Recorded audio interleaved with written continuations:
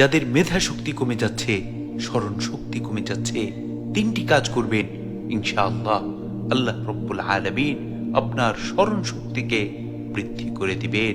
সেই তিনটি কাজের মধ্যে নম্বর 1 হচ্ছে বেশি বেশি মিসওয়াক করবেন।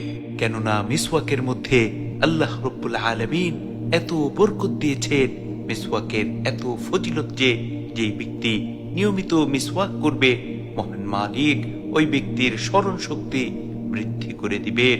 এছাড়াও মিসওয়াক করা রাসূল আকরাম সাল্লাল্লাহু আলাইহি ওয়াসাল্লামের সুন্নাহর মধ্যে বড় একটি সুন্নাহ, যে সুন্নাহর এত ফজিলত যে আল্লাহ রাসূল সাল্লাল্লাহু আলাইহি ওয়াসাল্লাম ইরশাদ করেন, যদি মিসওয়াক করা আমার উম্মতের উপর কষ্টকর না হতো তাহলে মিসওয়াক করাকে আল্লাহ তাবারক ওয়া তাআলা ফরজ করে দিতেন।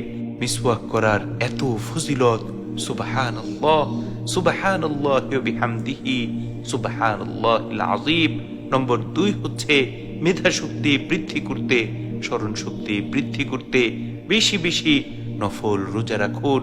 কেননা যে ব্যক্তি বেশি বেশি নফল রোজা রাখে, মহান মালিক ওই ব্যক্তির স্মরণ শক্তি বৃদ্ধি করে দেন, তার মেধা শক্তি বৃদ্ধি করে দেন।